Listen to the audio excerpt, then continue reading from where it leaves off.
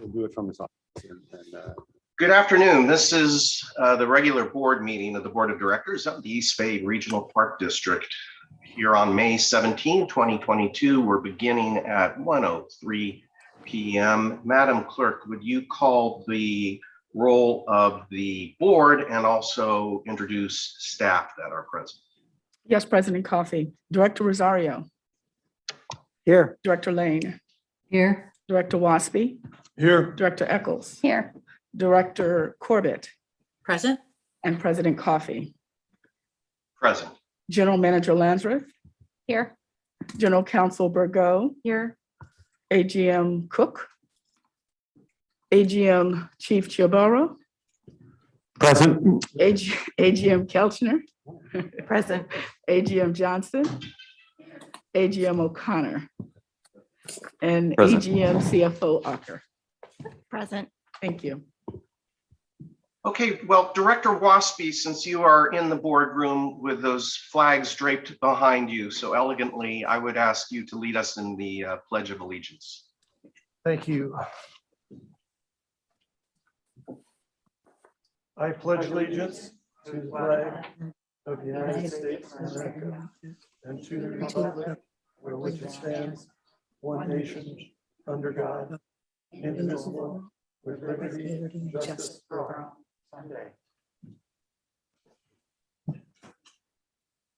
Thank you, Director Waspy. I want to acknowledge the land that I am on today as I attend today's meeting by Zoom. This is important to our district as stewards of our parklands. We highly value the history and culture of our indigenous communities and what they teach us as we manage their lands. My home here in Hercules is located in the tribal homeland of the Carquin, an Ohlone tribe whose territory encompassed the south and north side of the Carquinez Strait. The lands now encompassed within the boundaries of the East Bay Regional Park District are the ancestral territory of the Ohlone, Bay Miwok, and Delta Yakut. Today's Ohlone, Bay Miwok, and Delta Yakut people are thriving and vital members of the Greater Bay Area community. They remain intrinsically connected to the land they have stewarded since time immemorial. So please join us all in recognizing and honoring this land and their ancestors, elders, descendants, and all other members of their communities. With that, we will turn to approval of the agenda. Is there a motion? So moved. Director Rosario and seconded by Director Second. Waspy. Director Waspy.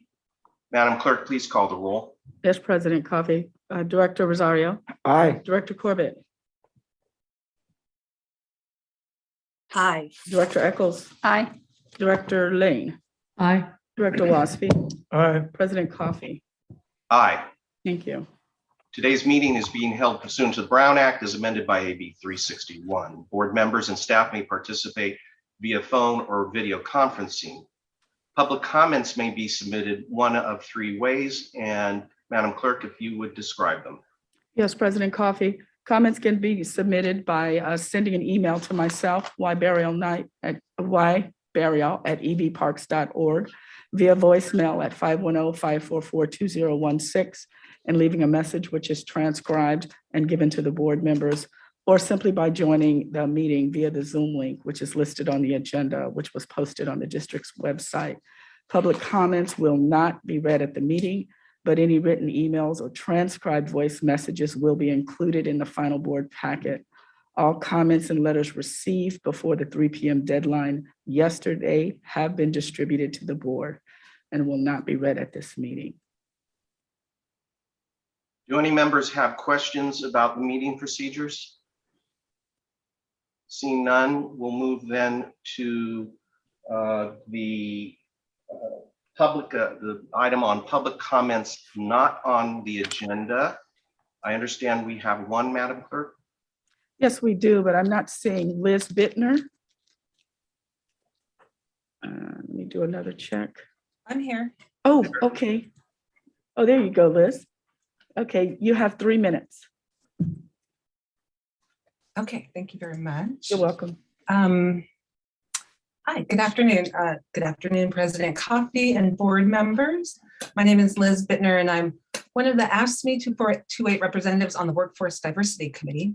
And I'm here today to ask that the Park District provide an update, including an updated timeline about the BCT Partners Diversity, Equity, and Inclusion Assessment, and that update be provided to all district employees. The project was started off with energy, enthusiasm, and interest with an all-hands kickoff meeting on February 23rd of 2021, and nearly 300 district employees attended that meeting. And then following that meeting, 66% of the Park District employees participated in a confidential survey during March as part of the assessment. Also at the kickoff meeting, the consultant presented a scope of work which included a timeline. The original timeline that's still on the district SharePoint site states that the organizational assessment report will be provided to the district in the fall of 2021, and that a strategic plan will be developed in the fall and winter of 2021-22. And this information was backed up in a workforce diversity report that was sent to the committee on December 7th of 2021. Also during the kickoff meeting, it was stated that the employees would get periodic updates on the project. The last communication that I could find about BCT's assessment was on July 9th from Sabrina Landreth, inviting employees to sign up for focus groups. And it's my understanding that the focus groups were completed during that summer of 2021. So according to the project timeline that was presented, the project is about 5 months behind, and it just seems appropriate that an update be provided to district employees. At the very least, the 300 employees that invested their time to attend the all hands meeting and the 66% who took the time to complete the survey will want to know about the current status and an updated timeline for the project. The lack of transparency and communication about the BCT partners' work has led to confusion, frustration, and erosion of trust in the process for many district employees, including myself. And an update to all employees would go a long way towards retaining and rebuilding trust in that project. Thank you. Okay, thank you, Liz. Sounds like a good idea. And we will follow up with Dr. Alvarez, who's unable to attend today. I think she's in Sacramento fighting some good fights for us. But we will get feedback. There was one other public comment, Madam Clerk, that we got by email, and that was from Scott Bartlebow, that was on thanking us for the work of staff up at Crockett Hills and the extent of assistance and volunteer work being done by the bicycle community. And so we appreciate that note from Scott. And we also got a couple of notes from Scott on items on the consent calendar, and all have been reviewed and read by us and noted. So let me see. We're moving towards the consent calendar, President Rosario. Business before President Coffey. Sure, business before the board, consent calendar. Do we have items that board members have requested to be removed from the consent calendar for comments or questions? No, President Coffey, I have not received anything in advance, but there's some board members here that may have questions. Nope. Heads are being shaken, so no. We don't have any questions from the board. Oh, Director Corbett has her hands up. Not a question, but a comment. A comment. When time comes on an item on the consent calendar. And which item is that? Item C. Okay, thank you. There was one, Madam Clerk, that needed And- for the record to be noted of a correction. I think it was Q. Yes. It is item Q. In one of the whereases, it states that the date of the meeting is Tuesday, June the 17th, but it should be June the 21st. So we're just going to make that correction to the resolution. I don't know if we need to take that vote separately. I think that it would make sense to just put on the record what you're doing to correct the resolution. It doesn't need to be a separate item. Thank you. Okay, so for the record, that will be a revision to the resolution in item Q. Yes. All right. I'll look around the room. Are there any other requests for discussion of a consent item? I see Director Lane and then Director Waspy. All right, I just wanted to confirm that that June 21st meeting is at Big Break, right?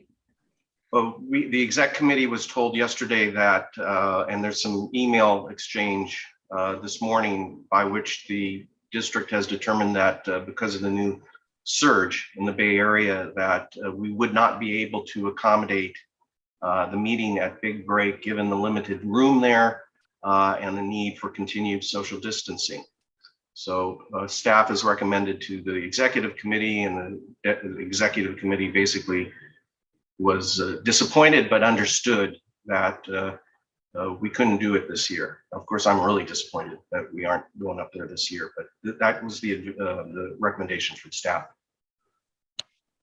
Well, I mean, has been several years. And I have been talking to people in East County about it being there on the 21st. So I'm pretty disappointed if that's what we are decided we're going to do. Yeah, it is very disappointing. Well, But long overdue. that room is fairly small, and I don't see how you could keep the average crowd we get for that meeting all 6 feet apart and wearing masks. I think it'd be very difficult. Is that what the county is recommending? Someone want to drop in on this from management? Yeah. General Manager? Yeah, thank you. So this is in line with our COVID protocols, our adopted district-wide protocols to have social distancing. So the 6 feet is deemed to be almost impossible in that small room, as President Coffey mentioned, which is part of the district's adopted CPP, COVID policies and procedures, something like that. Something plan, CPP. And Bev, we did get some email from various members of staff circulated this morning on the topic. So in Director Waspy. Yeah, if I may, I'd like to make a comment on item E. Okay, we'll pull that for comment. So far we have C and E. Any others? We do have a member of the public that would like to comment on item L regarding the Tilden Regional Park. That's Ellen Barth. Okay, we'll pull item L. And we did receive 3 comments, as you mentioned, from Scott Bartlebaugh on item C, item D, and item G. And that's all that I have. And then I had a question about signage for WW local grants that somebody could probably easily answer. So that's a question on P. Item P.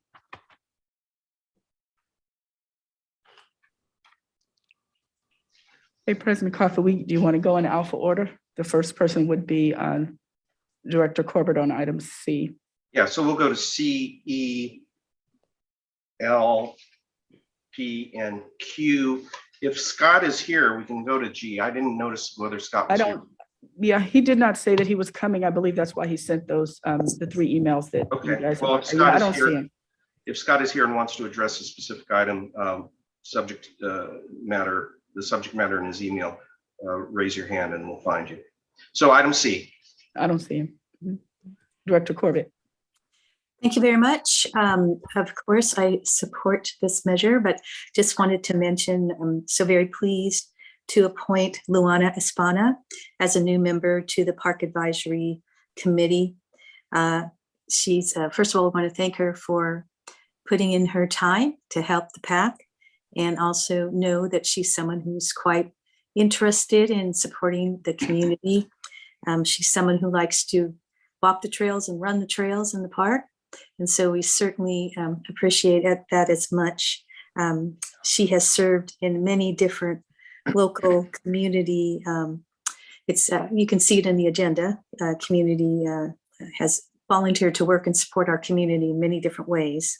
So just want to thank her and look forward to working with her. Thank you very much, Luana. And I want to thank also Scott for sending a letter in support of her as well. Item E. Thank you. Item E is the resolution to co-sponsor AB 2610, which is an ecologically sensitive vegetation management law that's hopefully going to go into effect. First off, you know, a lot of times we have in our consent calendars, we support these bills. In this case, we're going to be a co-sponsor. This is very, very important for the Park District. This bill would require the Wildlife Conservation Board to establish a grant program aimed at facilitating the application of ecologically sensitive vegetation management practices. So, and this sets it apart. You know, we've come a long way in vegetation. Wildland fires, we used to just put them out when they'd start, we'd put them out. Now we're doing vegetation management. It's becoming more, there's lots of funding for it, but there's post-fire projects of landscape restoration is really, really important, and it's the funding is severely limited.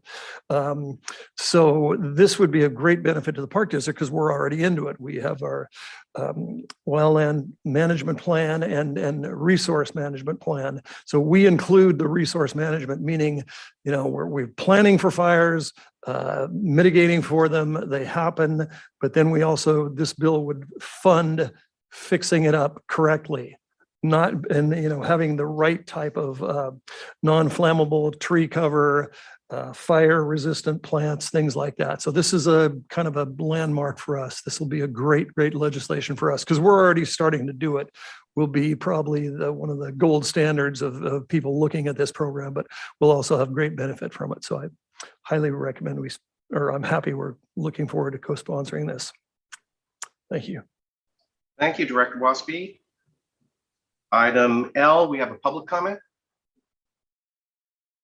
Yes, President Coffey, Ellen Barth. Oh, there you go. Ellen, you have 3 minutes, ma'am. Thank you. Good afternoon, board, and Director Echols is my particular one. I'd like to speak on item L, which relates to dredging Lake Anza for sediments which have built up over the years and need to have the lake level lowered lest it endanger the dam. I was concerned with the mention of how the dredging materials would be managed. The staff report refers to placing the initial sediments, initially in an area north of Lake Anza. And I do not recall any in a flat area. To my memory of decades of walking that route from from the bay up to beyond Lake Anza, there is no level area north of Lake Anza. So I'm thinking perhaps they refer to the lower parking lot to the west, or perhaps to the grassy field, because as I recall from observing the dredging of Jewel Lake twice, it's initially a slurry which has to be contained until the water can drain off, and then it is removed to another area. And there is an area which is mentioned here as the ultimate deposit zone, which will be in the same place that the Jewel Lake deposits and later, more recently, deposits from construction around the nature area. So I just would like to know, where will this initial deposit be for those drained sediments? And as an aside, I'm amazed that I have not heard anything about this or seen it referred to. It's not mentioned in the 2022 adopted program and projects. So now I find there's been study for some time on it. And since I've been concerned with Jewel Lake for some time and the dredging of it, it's stunning to me that how quickly the Regional Quality Control Board has approved this dredging, whereas for Jewel Lake, it was considered an insurmountable obstacle to earlier times for dredging. And that's just a side comment. I'd also like to ask Director Eccles if you could please get someone to replace the bridge barriers at the staging area for walking the Bay Trail that's near the Chevron gas tanks. I'm sorry, my memory does not bring up the name of it. And I have sent a photo of the degrading of those barriers. So I would appreciate a comment about how the dredging materials will be initially at least placed. And I worry about the number of truckloads it will take to transport the drain sediments to that area beyond Jewel Lake, which has already had some deterioration when they started placing dredging materials there. Okay, Lisa Gorgian, is there a quick answer to this, or should we get back to Ellen at a later date? Or Christina?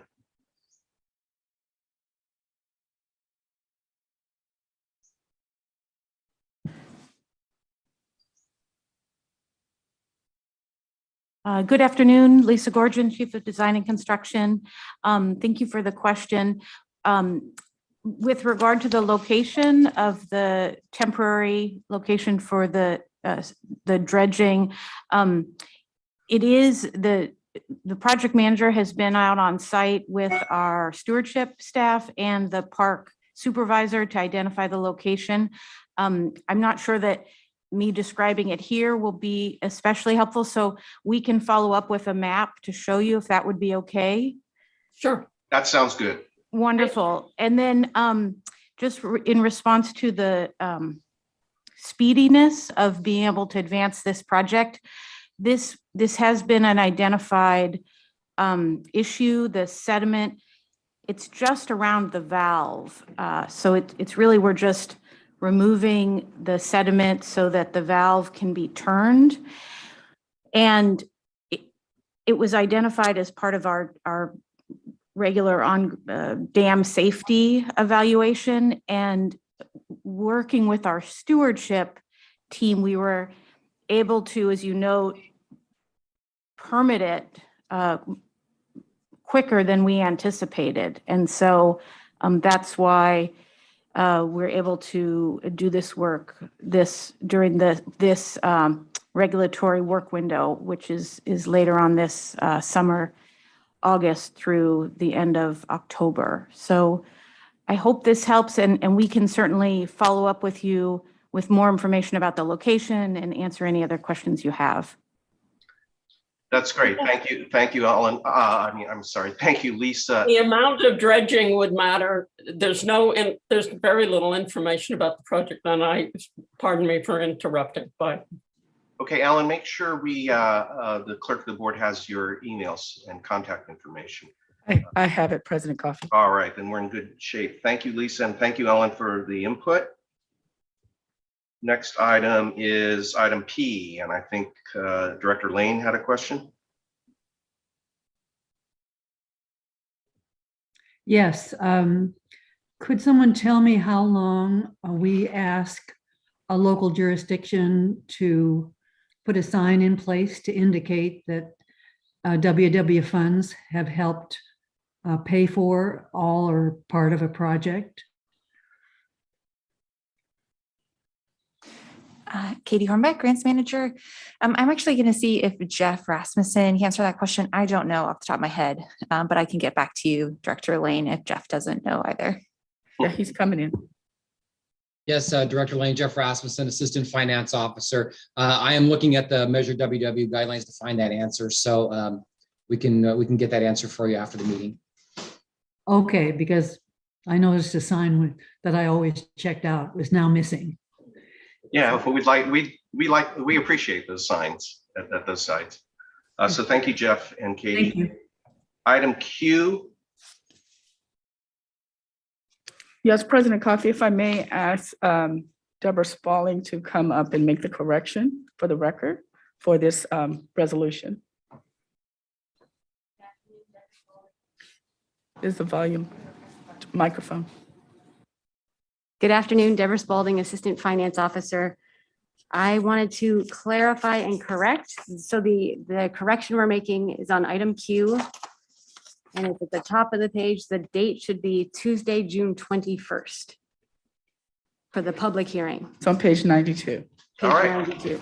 Thank you. We all got it. Thank you very much, Thank you. Deborah. So that completes questions and comments on the consent calendar. Is there a motion to approve the consent calendar as it is? Director Coffey, can I interrupt? Yes. Sorry, Jeff Rasmussen, Assistant Finance Officer again. Director Lane, I looked in our guidelines. The sign needs to be up for 3 years. Okay, thank you. Thank you. Let's revisit that next 20-year cycle. Director Corbett.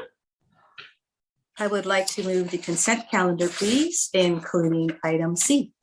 Is there a second? Second. Director Lane. Madam Clerk, please call the roll of the board on the consent calendar. As President Coffey, Director Rosario, Aye. Director Corbett, Aye. Director Eccles, Aye. Director Lane, Aye. Director Waspy, Aye. and President Coffey. Aye. Oh, thank you. Okay, we now move to regular items on today's agenda, starting with 2, Finance and Management Division, authorization to accept mitigation funding and enter into a cooperative funding agreement with the Regional Quality Control Board and lane partners regarding the Ferry Point Pier project that we just visited in our last field trip. So who will be presenting on item 2A? Good afternoon, Katie Hornbeck, Grants Manager, and I'll just load up my PowerPoint here. Go ahead, Katie. Thank you much.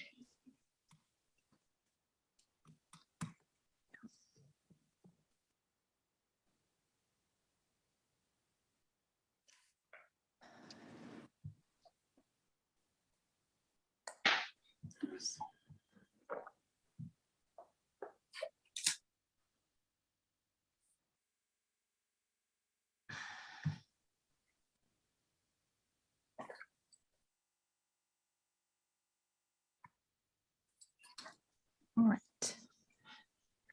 Okay.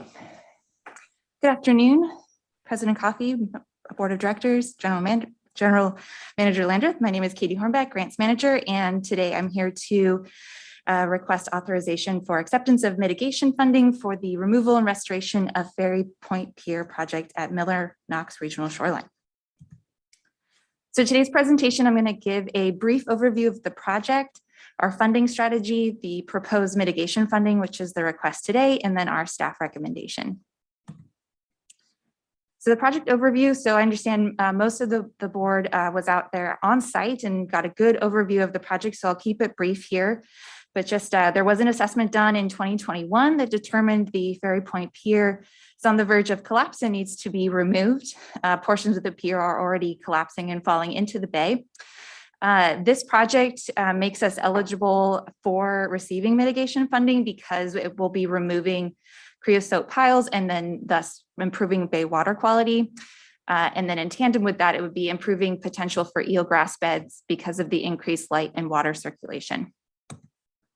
This is an aerial view of the project. The components of the pier that have the asterisk, or those are the portions of the pier that would be removed. So you can see the public fishing pier is not part of this project removal. And a few up close photos of the damaged and missing decking and piles and decking, or excuse me, yeah. All right, our funding strategy. So the total project cost is estimated between 3 and 4 million for pending grants. So we have no grants secured, but we have been applying for some. We have one with the National Fish and Wildlife Foundation. We should be hearing in a few weeks if we've been invited to submit a full application. We've put in a proposal. We'll be meeting with the Coastal Conservancy later this week to talk about this project and see if they have any funding available that would work with this project. And then not listed here, just within the last few days, I was talking with my contact at the EPA, and this project is eligible for their San Francisco Bay Water Quality Improvement Fund, but that has not posted for like a request for proposals yet. Hopefully that'll be in the next few weeks. So those are some potential grant fund sources. And then we have this mitigation funding, which we're talking about today, which is from Lane Partners, a little over $500,000. This Lane Partners is a real estate developer, and we'll talk about them in a moment. And then there is currently $100,000 appropriated into the project from 553 or MER. And that's going towards studies and surveys leading up to the actual project removal. So today, the proposed mitigation funding from Lane Partners, as I mentioned, is a real estate developer. So this came to us by way of the Regional Water Quality Control Board. They reached out to staff and stewardship and said, we have Lane Partners, they filled about 2,600 square feet of seasonal wetlands in Berkeley. And so they need to find a project to provide mitigation funding for. Do you have a project? So we talked about Ferry Point with them, and they felt that that was eligible. And Lane Partners agreed that they would provide $531,188 in mitigation funding to remove approximately 2,600 square feet of derelict docks at Ferry Point Pier. The cooperative agreement will be with both the control board and Lane Partners. The funding isn't going to be passed through control board, but because the control board is involved, the three of us, the three parties would be signing on. And the cooperative agreement, the key term there is that this funding has to be specifically for this project. We can't use it for shoreline restoration somewhere else along the coast. It has to be to remove the pier. So our staff recommendation, authorization to accept mitigation funding in the amount of $531,188 and enter into a cooperative funding agreement with the Regional Water Quality Control Board and Lane Partners for the Remove Ferry Point Pier project at Miller Knox Regional Shoreline. And I am happy to answer any questions.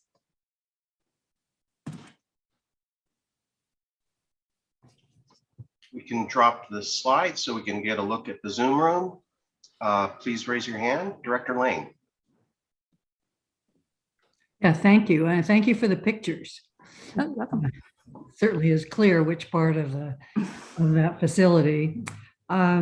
Is there any interpretive signage out in this area now, which would talk about what we have planned to keep there, and something that talks about this pier and its function, so that when it disappears, it is not forgotten?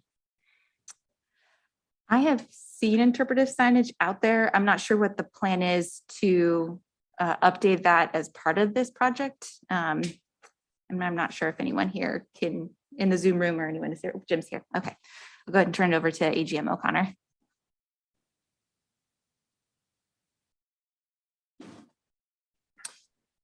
Good afternoon. Jim O'Connor, your Assistant General Manager of Operations. Director Lane, to your question, yes, we do have an historic interpretive sign out there right at the beginning of the fishing pier, which discusses the former ferry pier that was out there. So we do have, there we go. We do have that signage in place. And we are going to leave the gangway portion of the historic pier as a reminder of that history of that area. Okay, thank you very much, Jim.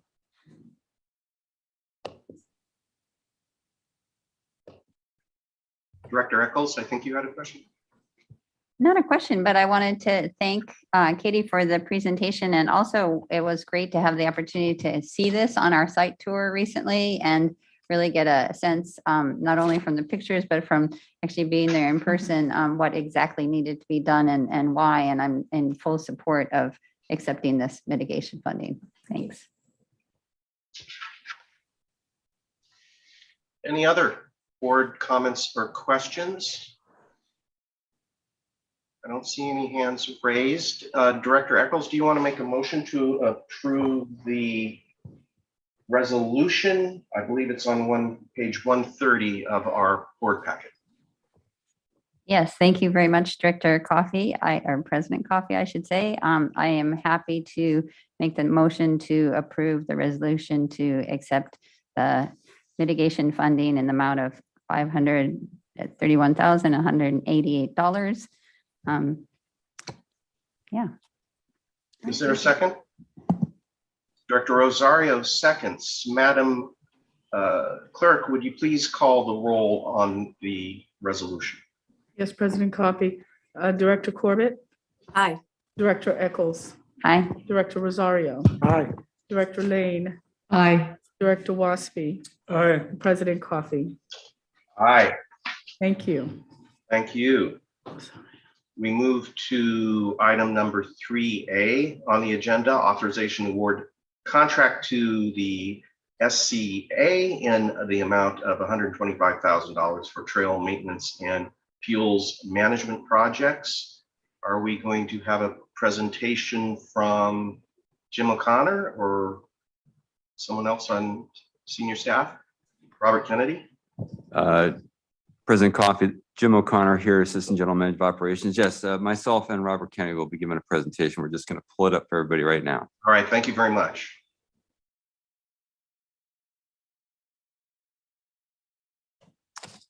Okay. Good afternoon, President Coffey, members of the board. Jim O'Connor, Assistant General Manager of Operations. I just wanted to give a brief introduction, and I'm going to pass it off to our Chief of Maintenance and Skilled Trades, Robert Kennedy.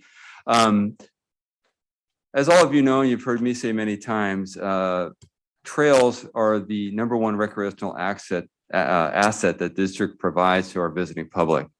The district has over 1,300 miles of trails for our visitors. 200 of these miles are what we often refer to as narrow natural surface trails. While we have a dedicated roads and trails crew that really does most of the maintenance on our road width trails, those are 8 feet and wider, and our paved regional trails, a great deal of maintenance has been deferred when it comes to our narrow natural surface trails. As part of the solution to this challenge that we've had, and this is really important these days, that we've had this incredible surge over the last 2 years, primarily due to the COVID-19 pandemic in use on our trails, is we've really started working to develop a small trails crew, and the board has been very supportive of this process. And Robert's going to give you the background how this crew has evolved over the last 4 years or so. A major element of that crew has been the utilization of youth labor crews as a labor source to work with our paid district staff. And I think, we use these types of crews throughout the district for a labor source. They are not only just a labor source, but they're also a training ground for young people who hopefully will at some point choose to join the district or other park and recreation agencies in this field. So it's an important source of labor, but also a good pipeline into the profession. So with that, I'm going to pass it off to Robert. Thanks, Jim.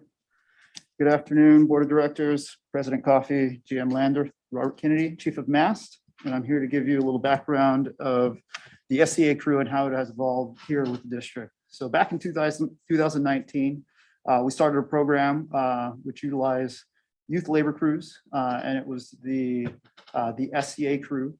And so we had one alternative work program supervisor and 5 students that were working on different amenities within the district.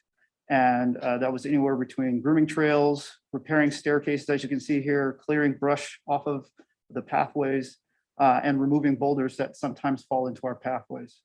And so that we had a good start.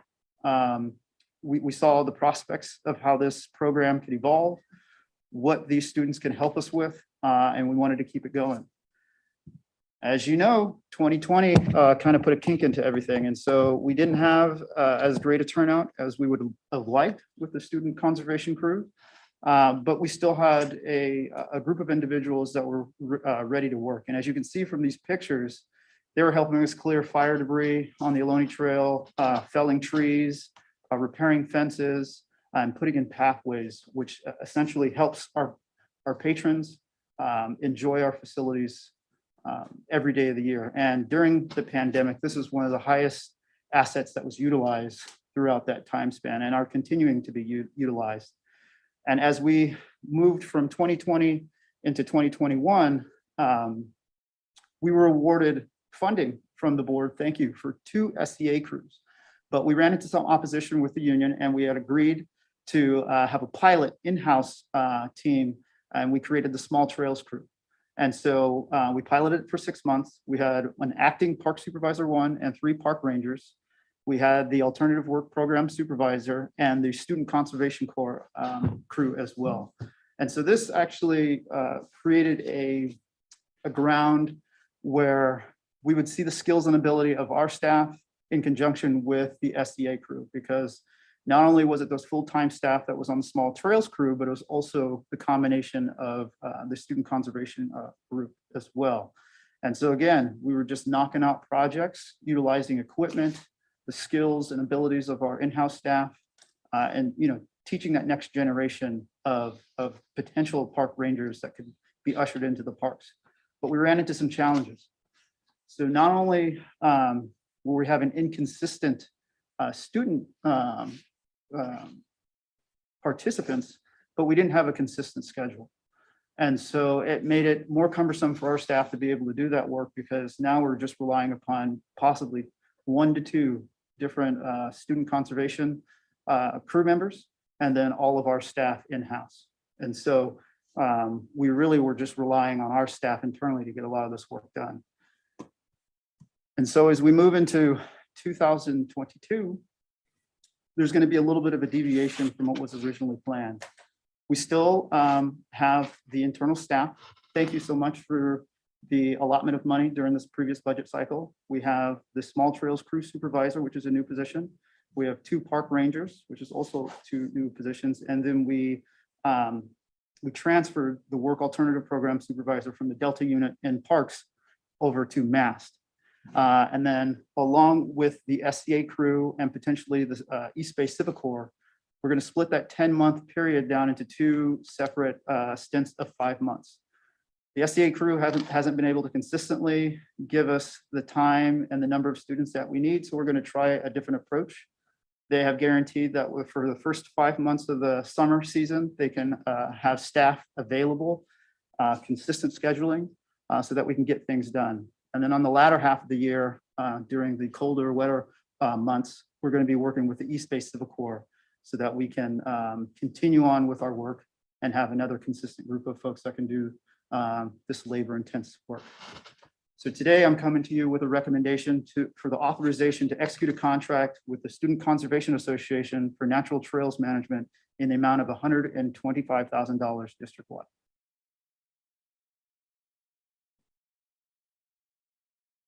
Stop sharing.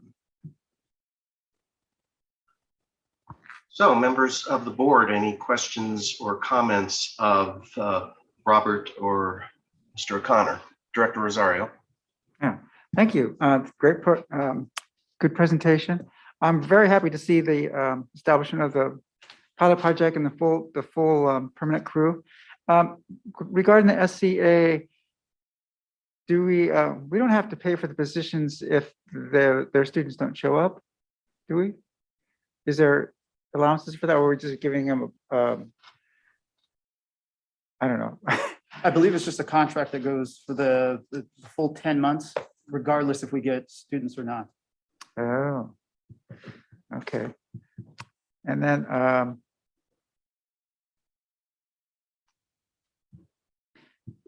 that seems to be a problem.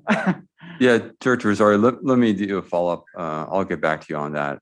Let me confirm that. Yeah, because it doesn't seem right if they can't provide the students, then we shouldn't have to pay for them. Yeah, let me do a follow-up after the meeting with you. Okay, great, thank you. Again, I love the small trail crew concept. Really supportive of both the permanent crew and opportunities for our young people to have this experience. I think since I retired in 2013, we've really, district has really benefited from the downsizing of our sister agencies like the U.S. Forest Service and national parks, and they've been coming here. And with those, I heard an ad today that was saying that national parks needs 1,000 people. And so where are these young people supposed to get their training? So I'm very supportive of these crews, SCA and EBCC, so that these young folks can have that the ability to make that choice to work in the environment. So thank you. And Director Rosario, as a follow-up to your comments, we've been the beneficiary of those downsizing, as you say, because we have some amazingly talented staff with a pretty deep background in trails, which is going to help us into the future. So appreciate you pointing that out. Other board comments or questions? I don't see Director Waspy. Well, yeah, I guess I would ask a question. I, like Director Rosario, I think this is wonderful. I agree with AGM O'Connor that our trails are our greatest asset and some of the greatest draws to come to the park, especially small trails. I love hiking on small trails, and I've seen some of the work that they've done in Redwood Park. I'm really, really, really supportive of this. But so in this approval process, we're going to go 125 grand for, and I guess we're going to split the program in half. Are there any deliverables? Because I know that I support having small trails crews all the time, but I know it drives people crazy when you think, oh yeah, we worked a whole summer and we got 50 feet of trail done. I understand that it's hard to sell, but I understand that. But are there deliverables, or do you have specific projects for this $125, or is this just employing kids for 6 months or 5 months or the summer? Yeah, so as we get our bearings and we get our legs underneath us, again, we have to do that deep dive and introspection to see what we're capable of doing with a full crew. So this go around, we're really going to put some target numbers out there and see how many miles of trail we can actually grade with a consistent crew. And then from that, we're going to be able to have a consistent number that we're aiming for each season. And so this is going to be the starting ground to build that base and get that foundation going. All right, thank you. Jim, were we able to respond to questions that came from Chris and Ask Me 2428? Yeah, I can provide those response to Chris via email. All right, thank you, appreciate that. Now, Madam Clerk, do we have any requests for public comment, or are there any hands up in the room on this item? Well, there was one hand up, man. I don't know if it was a mistake or not because it went down. I see it was Patrick Demmons. And then I also see a name that, Patrick, did you want to comment? There's a hand up again. Yeah, I see that. No, ma'am, I was just here to support Mr. O'Connor and Mr. Kennedy. Okay, thank you. Thank you, Patrick. And then, I do see that, Director Corbett. Another gentleman, I don't know your name, sir. All it says is ex-Sandman, I guess. Oh, sorry, it's Kevin Smallman. That's the name. Share my account with my wife. Sorry. That's okay. Go ahead, Kevin. Yeah, I just wanted to comment that I really enjoy the narrow natural surface trails of the parks, and I think it's a huge asset. And I really love to see this investment and further investments into those narrow trails. So I think this is a good starting point, and I would love to see success and those resources grow exponentially. Thank you, Kevin. Thank you for your input. So I would entertain a motion to approve the resolution. It's found on page 135 of our packet. So moved. Director Second. Waspy moves, Director Rosario seconds. Madam Clerk, please call the roll. Mr. President Coffee, Director Corbett, Aye. Director Eccles, Aye. Director Waspy, Aye. Director Lane, Aye. Director Rosario, Aye. and did I say Director Eccles? Okay, and then President Coffee. Aye. Oh, thank you. Okay, we're doing well here. Item 4, public safety, authorization to award a 5-year contract with Safran, S-A-F-R-A-N, Safran Helicopter Engines USA for helicopter engine maintenance and to appropriate the funds accordingly. Who will be making the presentation on this? Chief Jabbar? Yes, sir. Good afternoon, Board of Directors, colleagues, and community members. Anthony Chaburo, your AGM of Public Safety, also your Chief of Police.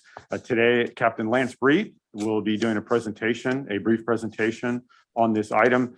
And as always, I'd like to thank the board of directors and the general manager for supporting the helicopter program. Here comes Captain Breed.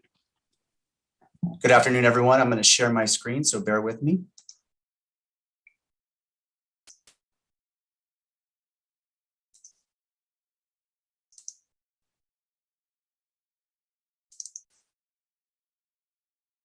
Okay, can you actually see the one you're supposed to? Not yet. The helicopter engine maintenance contract. Okay, can you see the note screen? Yeah, we still see the note screen. Okay, let me see if I can switch it over. It's not necessarily the note screen, it's the slides. If you could just The slides. start at the PowerPoint. Go up to the top. Left.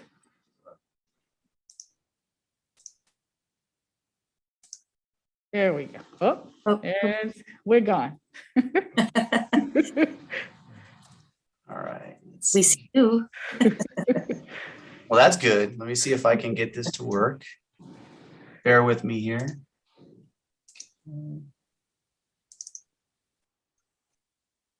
Pinch out for a bigger view. There you go.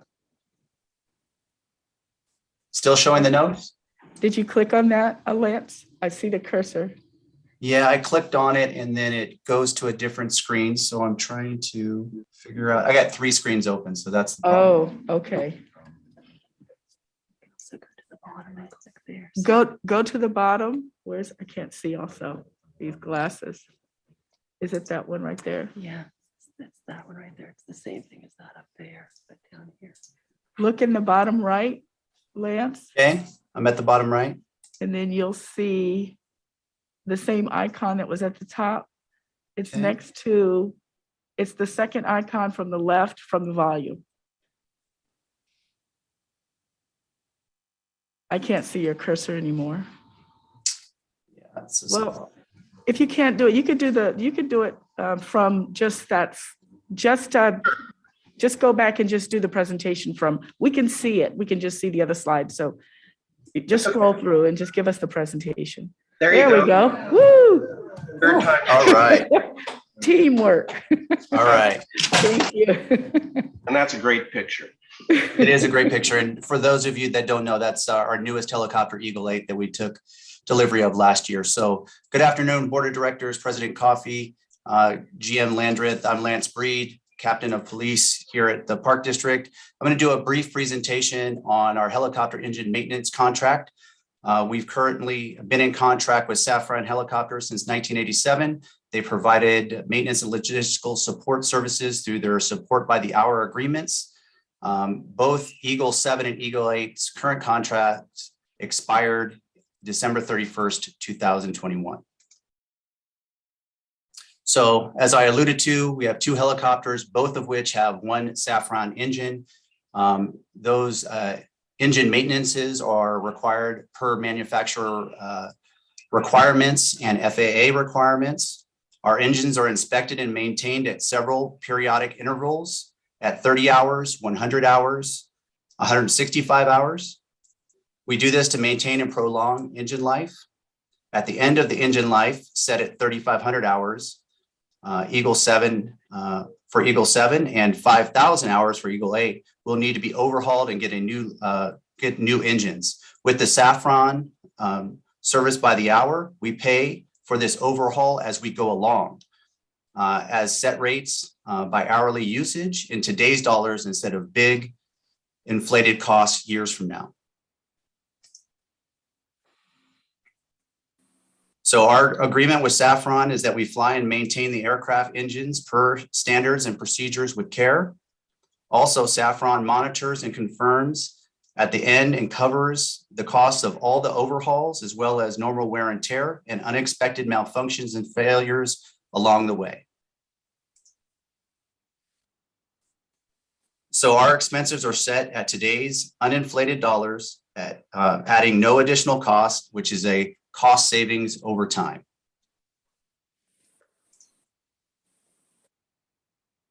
So the budgeted funds currently are within our public safety helicopter budget.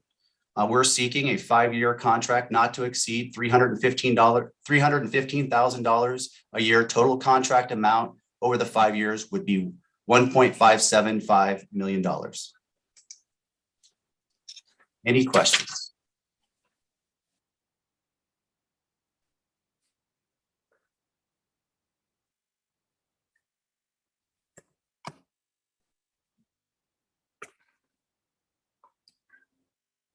Director Lane. You can take down the slide, Lance. Yeah, I don't really have any questions. I think it's a reasonable approach to take. And speaking as the daughter of a Marine helicopter pilot, I'm game to make the motion. Any other board? Director Corbett? I just say very much appreciate the presentation you made to the operations committee the other day, which gave us all the details. And it's nice to know that we've got this wonderful equipment to take care of our properties and all of those wonderful people who use our parks in the park district to take care of all of that. And of course, the right, the right kind of work to make sure our employees are safe as well. So thank you for that. Director Rosario. Yeah, thank you for the presentation. I think this is a good approach to long-term maintenance and containing the cost. So congratulations to you for doing that. This is just a kind of a question for the futures. Like obviously, I think drones are probably in the future for the park district. Are we or are you looking at incorporating more drones in the future? I know that, thank you, Director Rosario. So I know that Chief Taburo has definitely entertained that idea. We're definitely looking into the possibility of adding drones, but there's a lot more research and follow-up that we need to do before we would bring that forward to the board for authorization. Yeah, I just think the potential use for drones is huge and cheaper, but it wouldn't offset the use of a helicopter, but it would definitely augment our potential for patrol and especially when we've got so much land to cover. So it would enhance our ability to patrol our lands. So thank you. Director Lane? Yeah, that's an interesting question about the drones. Are we going to continue to have the helicopters be different painted color? You know, because one's red, white, and blue, and one's the district greens and blues. I want to know when I'm seeing a helicopter if it's ours. Absolutely. Great question. So we had the opportunity when we took delivery prior to delivery of Eagle 8 to choose that paint scheme. The reason why we incorporated red in the paint scheme is to signify our fire department, to call out that so we know when our helicopter is overseen with the blue for the police department, the red for the fire department. You'll also notice on the right-hand side of the helicopter, it'll say Regional Parks Fire. And then on the left-hand side of the helicopter, it says Regional Parks Police. So with that being said, the idea is as we move forward to try to seek funds to get both helicopters painted exactly the same so they can match. But as of right now, we have not looked for funding for that.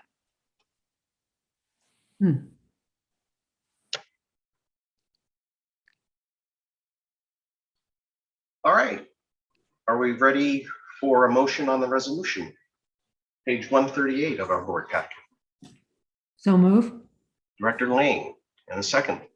Director Rosario. Madam Clerk, please call the roll of the board on the resolution. President Coffey, Director Corbett? Aye. Director Eccles? Aye. Director Lane? Aye. Director Rosario? Aye. Director Waspy? Aye. President Coffey? Aye. Yeah. So we move to board and staff reports. Item 5A, actions taken by other jurisdictions affecting the Park District General Manager, Landreth. believe Brian Holt is going to give you a quick summary of this item. There he is. Thank you, Brian. Good afternoon, President Coffey, members of the board, Brian Holt, Chief of Planning, Trails and GIS. One item to report on, which I know President Coffey is familiar with. The Iron House Sanitary District owns Jersey Island, which is located in northern Contra Costa County in the Delta. It's a 3,000 acre island that has traditionally been used for grazing and treatment of bio waste and some other materials. Iron House Sanitary District for some time has been exploring alternative uses of selling the island or developing it.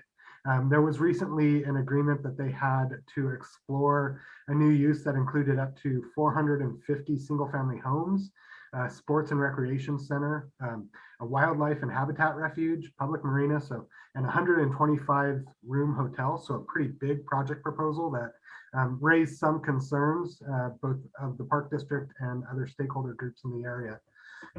Sorry, I'll speak up. I see that. Thank you, Deborah. So the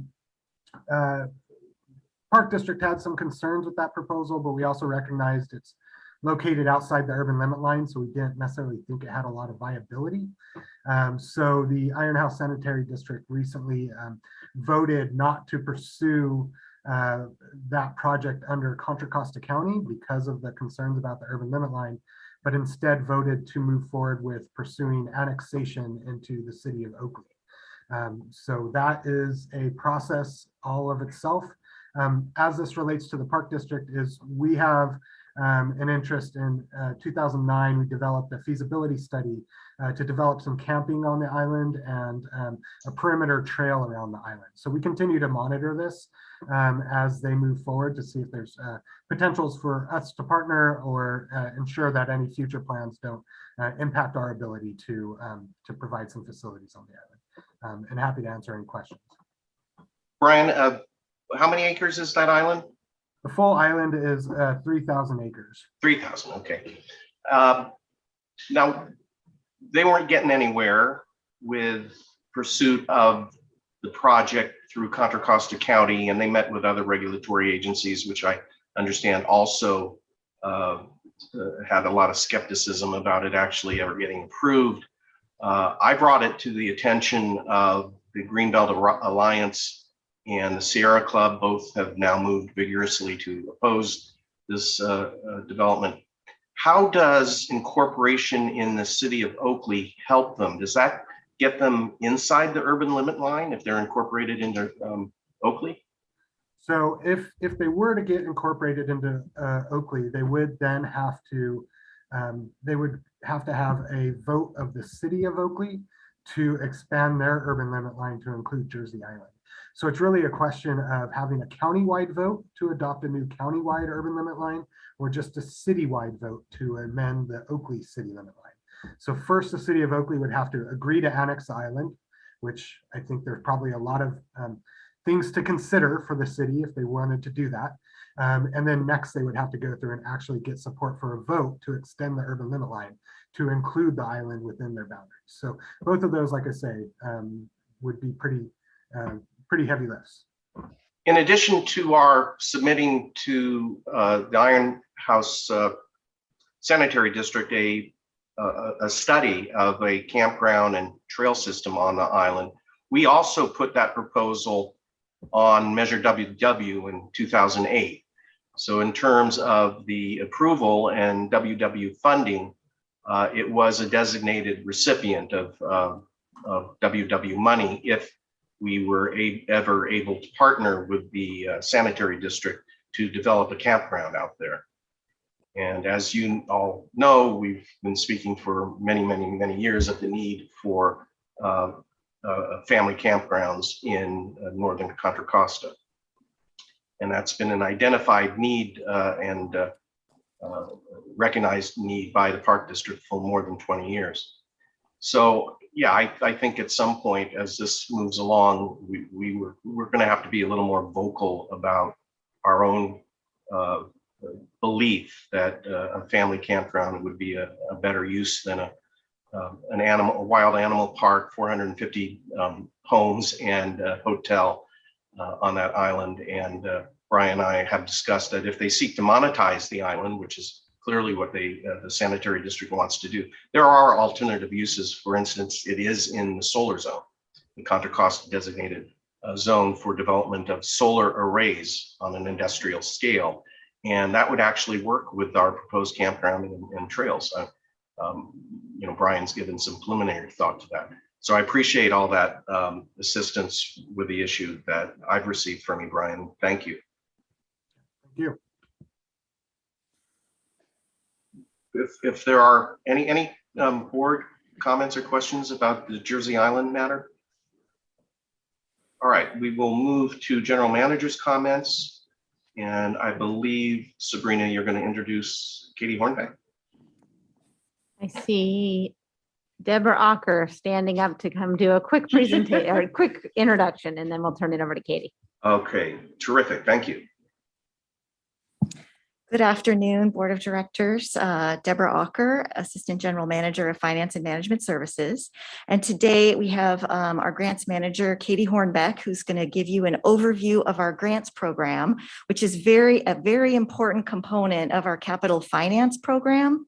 In the past, we've had a big all-day meeting going over some capital finance items. This year, we're going to break it up into smaller components with this grants update coming here to the full board, and then some of the other components of capital finance going over our bonds, our initiatives, and our major infrastructure will come first to the Finance Committee. And then it'll be incorporated as part of the budget process this year. So that's how we're going to make sure that the board is fully informed about all of our different programs. So with that, I will hand it over to Katie. Thank you. All right, let me pull up my PowerPoint.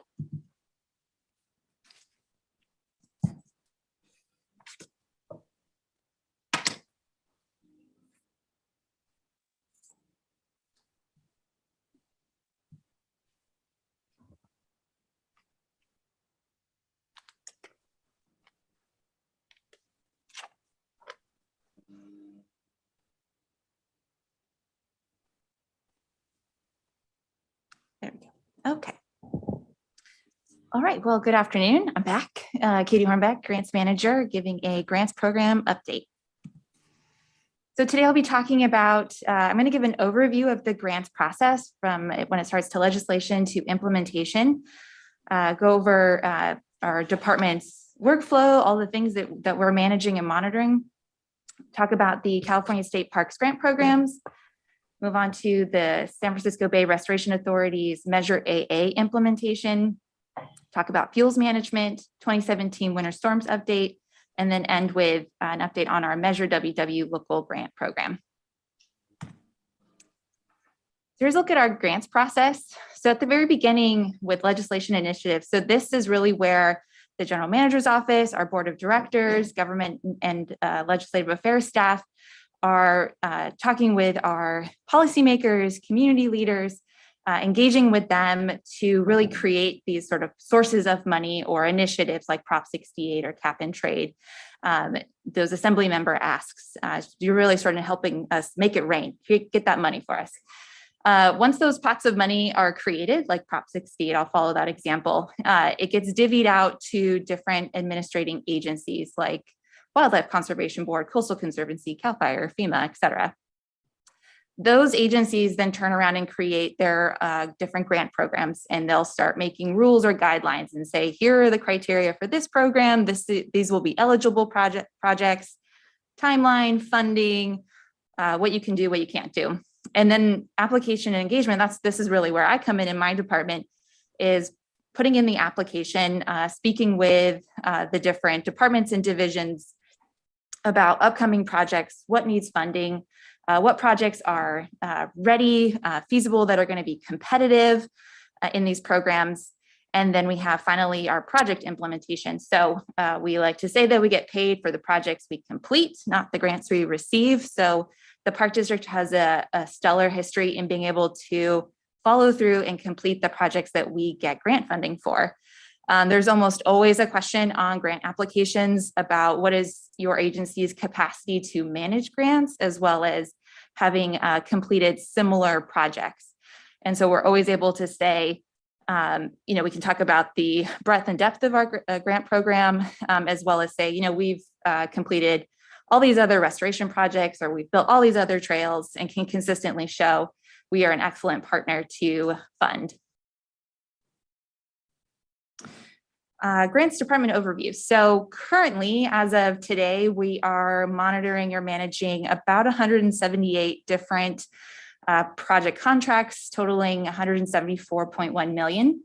And these are all in various stages, and I'll break that down on the next slide.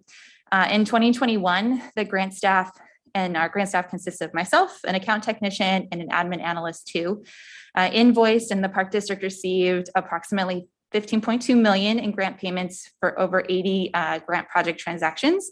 So that breaks down to like 6 to 8 invoices each month, which might sound like a small number, but some of these invoice packages are very, very detailed with hundreds of pages of backup. So we work very diligently to make sure that every single dollar that we're requesting reimbursement for is in fact eligible. And then we provide all the information behind that, so that later in 3 to 5 years, if we get audited, we don't have to give any money back.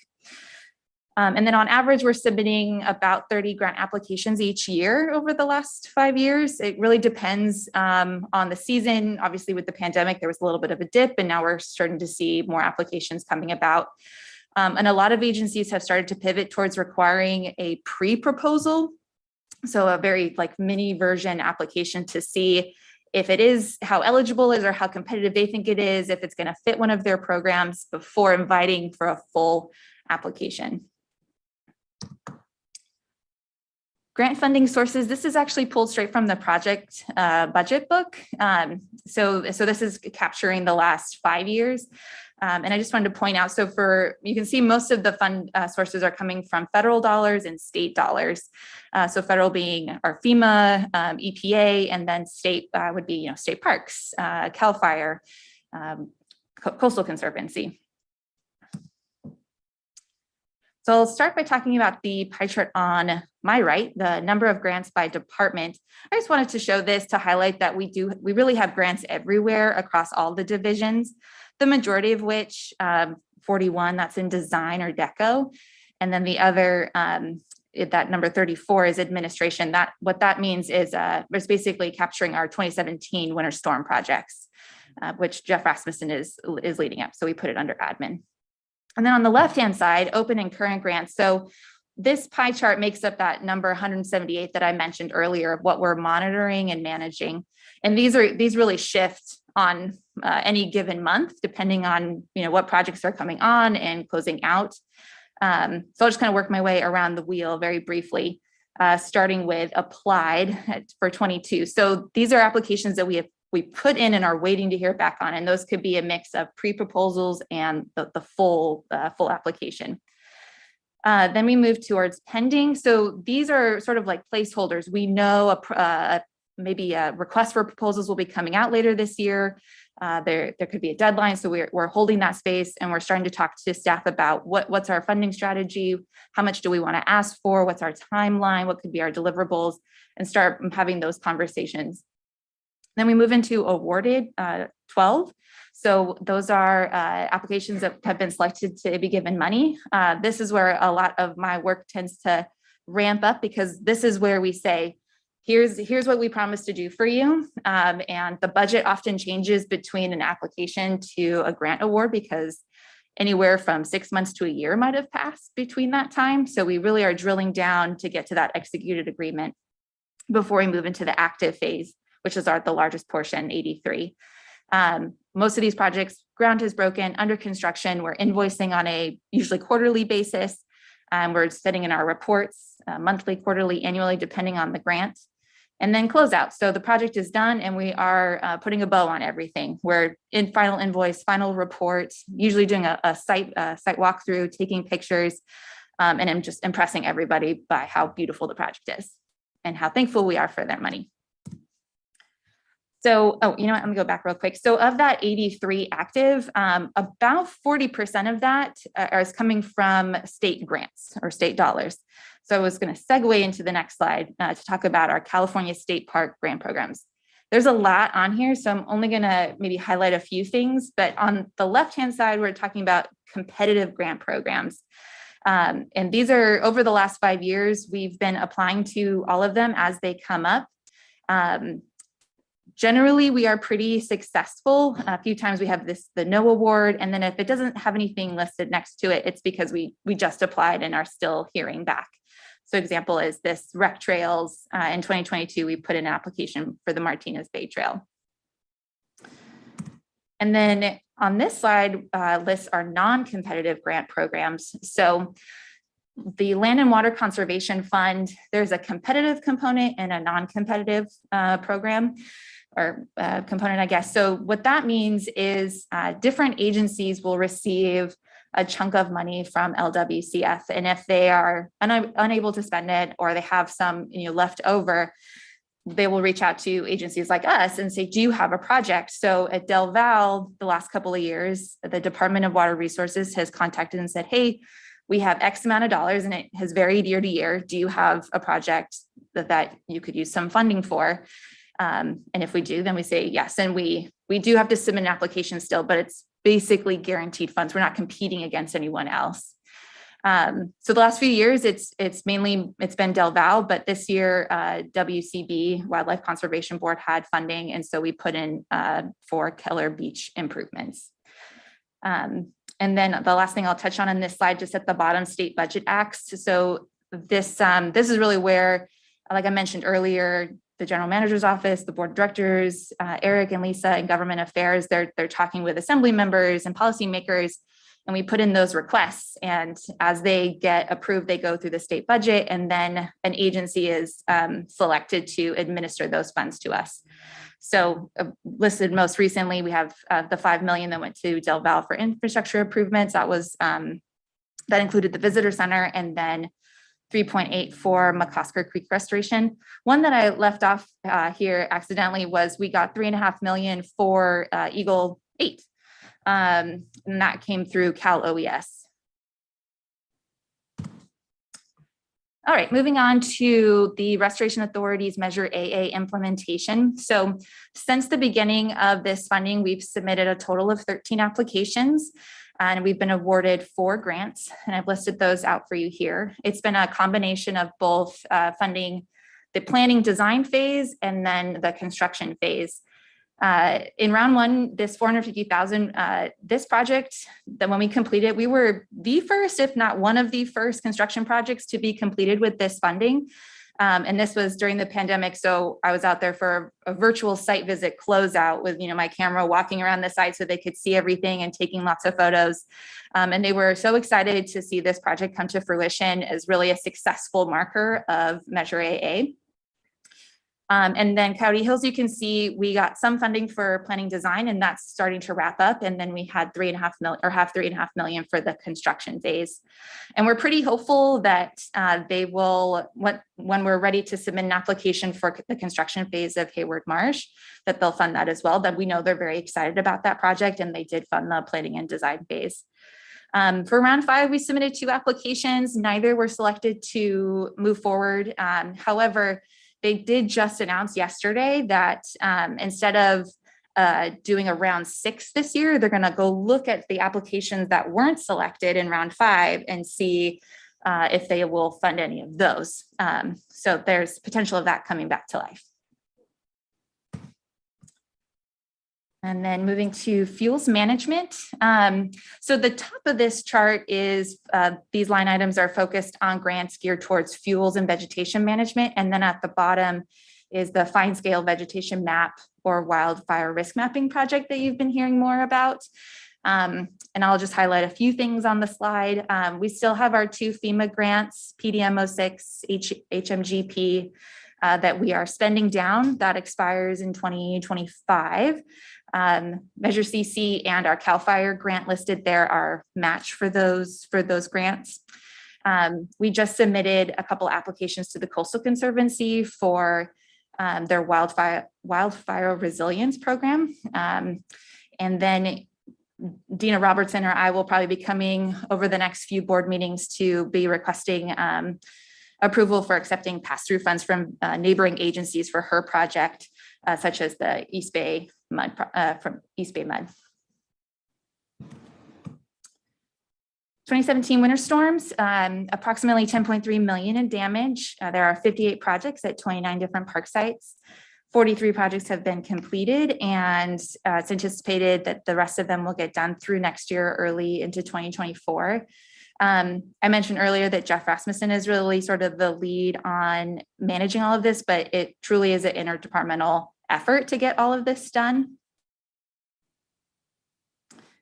And then finally, Measure WW local grant program. So when I presented last year, part of the presentation was requesting or announcing that we would be requesting an extension on the program, which was later approved by the board. So the program now expires in December of 2024. A little over 90% of the funding has been reimbursed, and over 200 projects have been completed, and there are 9 agencies with remaining funds. I believe there were 45 agencies who had been approved funding. So we're right here towards the very end. And this is our list of agencies with remaining amounts. So they're wrapping up their projects. Fremont is listed here, and in parentheses, just noting that that 1.8 million is actually designated for the Vargas Plateau project, which is technically us, but it falls under Fremont's list of projects. And thank you for approving the consent calendar item today for the application and the moving of funds. And I believe that is it. And I am happy to take any questions.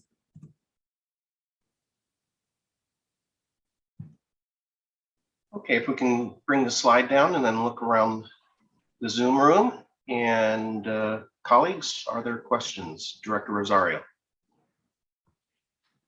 Great presentation. Yeah. Congratulations.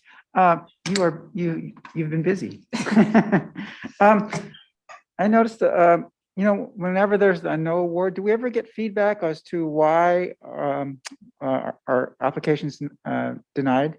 Yes, most agencies, when we reach out, if we ask for feedback, they will, whether it's by phone call or email. So for the Restoration Authority, we reached out and they gave us specific feedback on both applications, and even went as far to say, like, here's what we really liked about your application and the strengths of it, and then challenges. So we can take that to say, okay, next time we resubmit, or if we want to put in for this program, we can better drill down on what components we were maybe a little light on. So generally they are pretty helpful.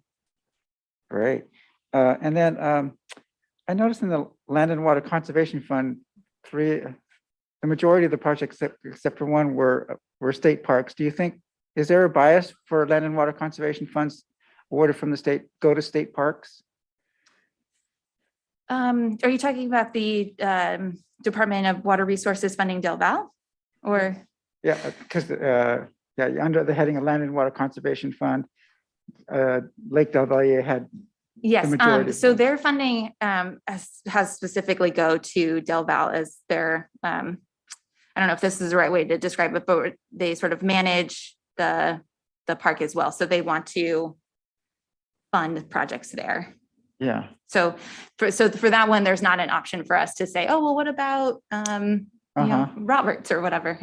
It's what's happening at Del Val. Yeah, I was just curious. I mean, if there is a direct pipeline or a preference for land and water conservation funds to be used in state parks, and we have a couple of other state parks that we run. So it would be nice to know. Yes, and there was the locally operated state parks grant program that was under competitive.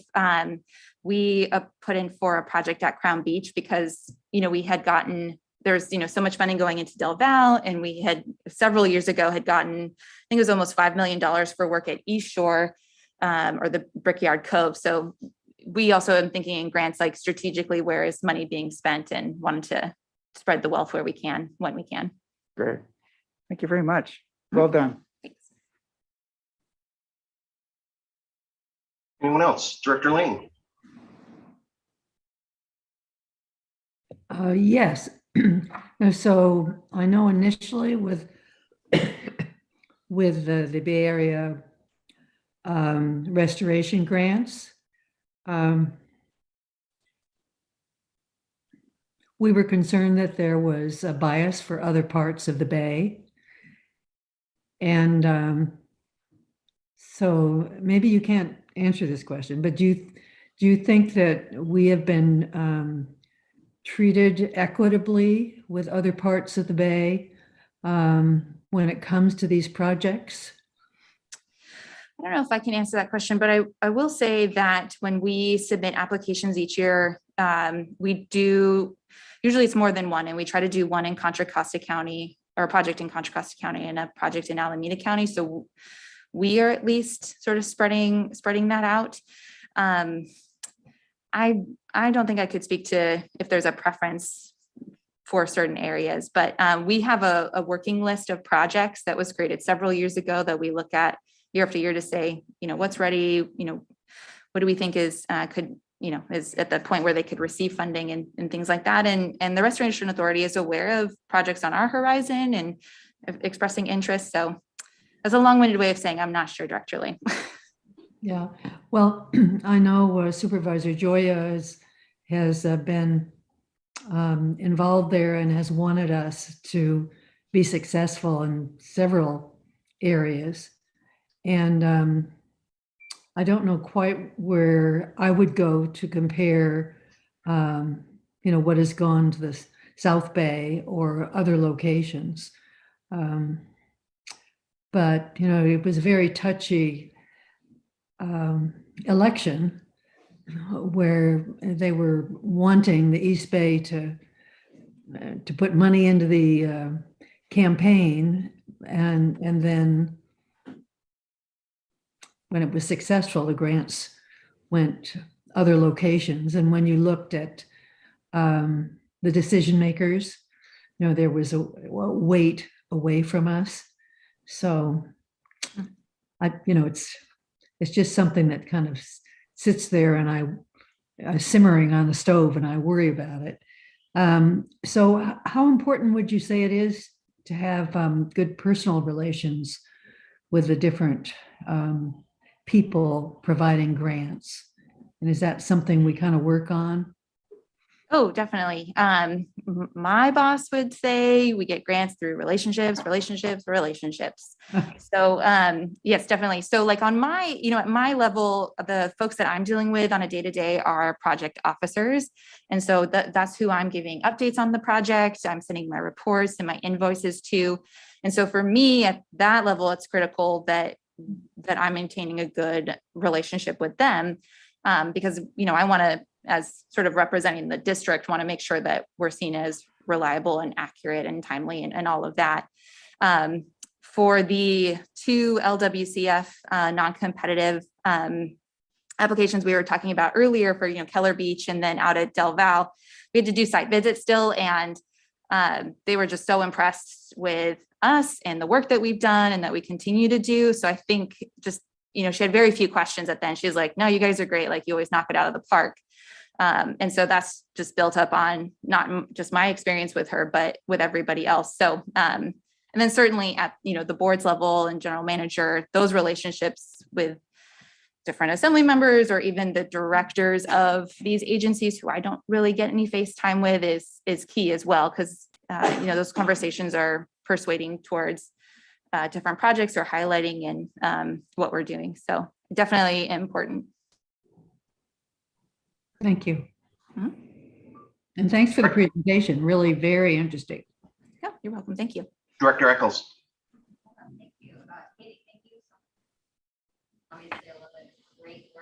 You need your mic on, Elizabeth. I'm so sorry. I had my hand there and I didn't push the button. So There you go. So I was just saying, Katie, thank you so much for the presentation. I really appreciate a lot of excellent work been done here. And I can tell you, you and the rest of the team have all been very busy. So my only question is, can you send us a copy of the slides? Because I'd love to have some of that in my inbox so that I can refer to it from time to time, because it's very well done. Yeah, each of us, please. Of course. Director Corbett.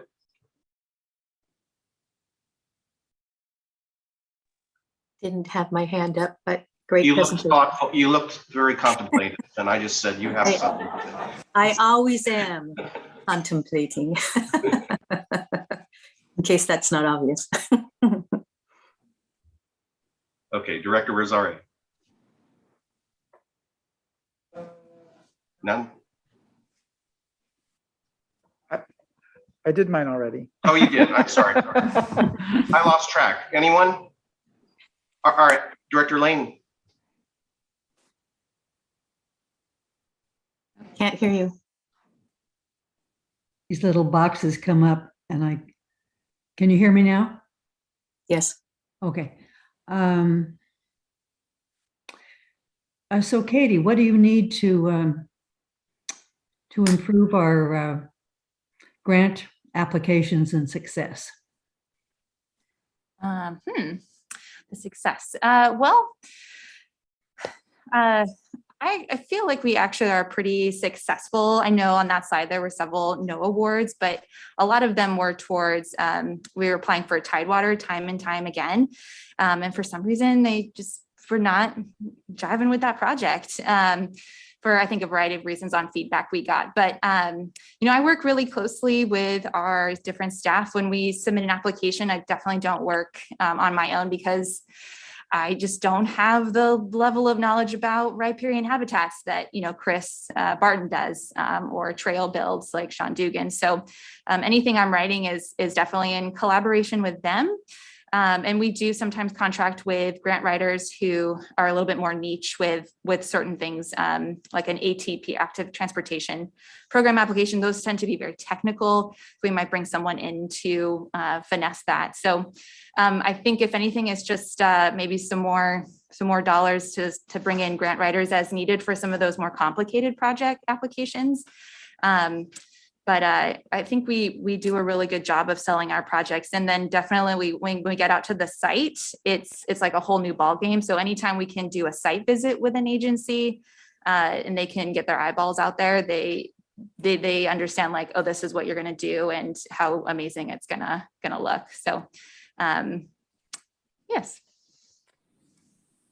Okay, thanks. Let me piggyback on that because I've had this conversation with the general manager and I've had this conversation with Eric Feeler. And so this isn't so much a question as asking for management to give thought to this issue and figure out a forum for us to be comfortable that we're doing enough. And that is because I think we're all struck, especially over the last couple of years, about how the available funding for all sorts of things that we do and all sorts of things that we can get to shovel ready pretty quickly, how much that kind of funding has grown in the last couple of years, both at the state and now the federal level, and even in the non-governmental area. So it strikes me that there is a new and much larger scope and depth of funding available for this agency that's out there. And so my concern is much as implied by Director Lane's question, what do you need? So I place that to not on Katie's shoulder, but the larger grouping of senior managers. And that is, are we comfortable that we have the people, the resources to identify all the various funding that we are potentially eligible for? Are we comfortable on that level? 2, are we comfortable that we have internal and external, including the grant writing consultants that we use? Do we have enough of all of that to actually apply and apply successfully for this very broad level and deep level of funding that is out there as we speak? And lastly, do we have the resources for the advocacy that can take place, not just at the legislative level in Sacramento or congressional level in DC, but also within the administration of the governor and the various departments of state government, and the same for the federal government and the various bureaucracies by which we apply. Do we have the resources for advocacy for our applications? or the simple process of massaging them through those bureaucracies. So those are the three different levels of the grant process on a practical level that I look at when I'm contemplating it. And I'm struck by the degree year after year after year of success we have in that, in obtaining that OPM, other people's money for these projects, the huge level of success. So I'm not under any impression that we're lacking in any respect. I'm just concerned that maybe our resources haven't grown enough with the level of funding that's out there. And so at all three levels, I'm wondering if we need to gain more resources and assets to go after this money and identify it, apply for it, and go after it. So I'll leave that. I don't think that's necessary for response now, but it is something I think we should discuss. Director Corbett. I would just add to that. Thank you for bringing that up, by the way.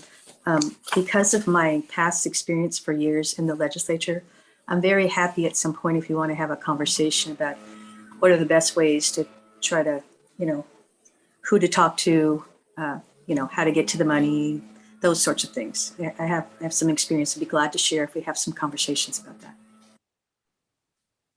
We have some very good advocates, both in DC and in Sacramento. I'm really Yes, happy with those folks. I'm just wondering if there is a need for more of them, frankly. Yeah, we do have good people, and there's a lot of little tips and rules that people can share and how we can go a little further. So I'm happy with that, sharing that. Any other comment or questions on this topic? All right, good. We'll move along. And does the general manager have anything further? No. So, Counselor, are there announcements from closed session? Thank you, President Coffey, and nothing to report. So we'll move to board committee comments, and that would be whether, this is for Director Corbett, whether any of the minutes of the 4 operations committee proceedings that we have in our packet, whether any of those need to be augmented in your view. No, I don't think so. It's very interesting having 4 months all at the same time, but I reviewed them, and we've been doing a lot of great work. Operations committee is very responsible, and a lot of things that had to be done during these more challenging healthcare concern issue times, and they're doing a great job. That staff is doing a fabulous job. And I will just mention this instead of mentioning it later. This last week, we had our operations committee breakfast where we celebrated the amazing work that this staff does and awarded them, gave out some awards so that for the special work that they're doing. But we're very lucky to have some really great staff working very hard during these times. And a lot of that was shown in these operations committee meetings. They all looked good. All right, yeah, it was impressive, the work of that committee. Thank you. So we'll move to board comments, and I'm aware that there's a 3 o'clock deadline for Director Corbett. So I'll go around the Zoom room and just make sure Director Corbett gets in before then. So let's start as I look at my panels here. Director Eccles, then Director Lane, and then Director, yes, Ellen? How about me? Do you want to go first, Ellen? Yes, please. All right, I was gonna make sure you went before 3 o'clock, but I will play it safe and call on you first. Then we'll go Director.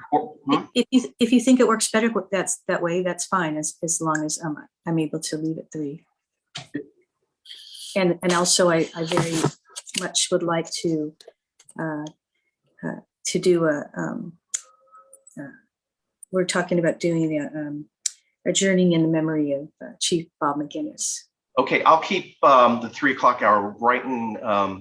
I want to fit you in as close to that as we can, so that works while respecting your need to sign off. So let's start off with Director Eccles, and then Director Lane, and then Director Waspy. Director Eccles. Hi, thank you very much. Yeah, so let's see, starting on May 6th, enjoyed the board site tour, and particularly since it was many of my favorite places in my ward, including Point Pinole, Keller Beach, Miller Knox, and Brickyard Cove. Really appreciate all the work that operations staff and other folks put into making that an excellent tour, very informative and fun. And also on the 6th, met with the Point Malate Working Group late in the day. And then on the 13th, met with staff ahead of the board study session on land acquisition, our closed session. Really appreciated the team briefing us in advance and really going deep into the projects in our ward, especially those that we weren't going to talk about in the closed session. I thought that was very helpful and really appreciate that. Thank you, Christina, and your team for that. And let's see, on the 13th had another meeting with the Point Malate Working Group, and also have been hearing from various constituents and other stakeholders about both Point Malate and Jewel Lake. So a lot going on. Thank you. Thank you. Director Lane?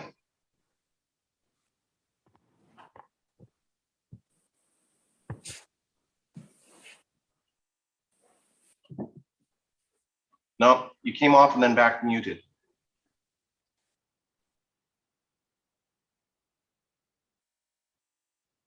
There you go. All right. Okay, I think I'm still here.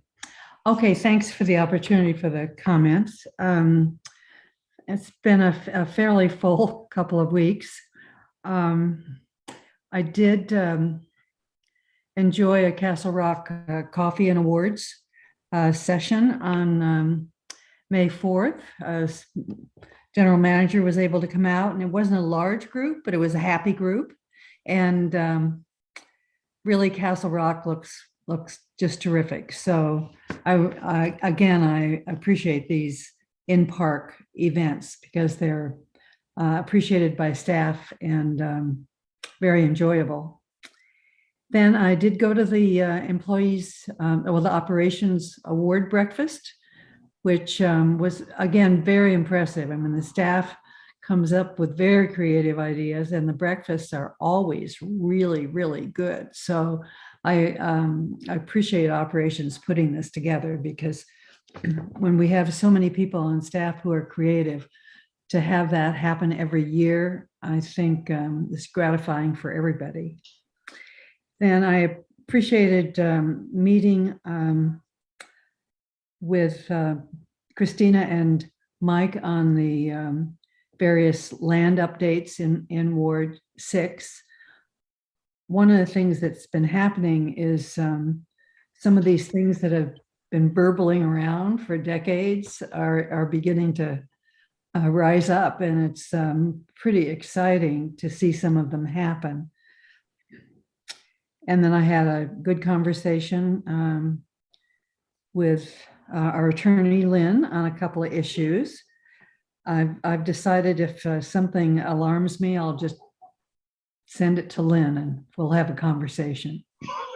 And then sometimes to Sabrina, but I'll let Lynn take the. Yeah, that's what lawyers are for. Yeah, that's what lawyers are for. And then we had an executive committee, and then yesterday a land study session, which was very productive, I thought. And I wanted to be sure everybody had noticed that the state is talking about a new park in not far from Modesto, the Dos Rios National Wildlife Reserve, or no, it's not national, it's the Wildlife Reserve. It was one that Dennis was able to come to for part of the time, and I was there, I'm pretty sure.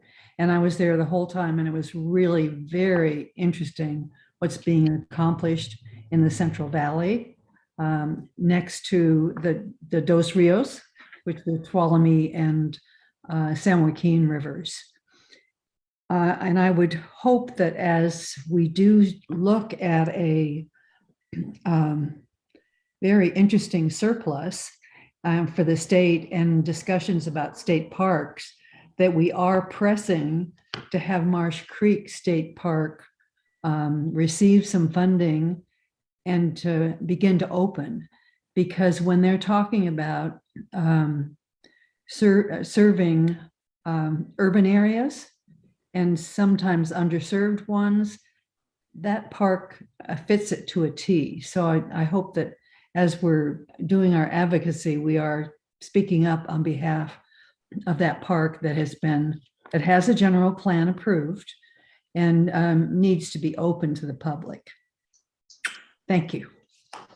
Thank you. And I'm told that management is working on a model advocacy letter that I've asked for, so that we can circulate among the East Contra Costa cities and other advocacy groups.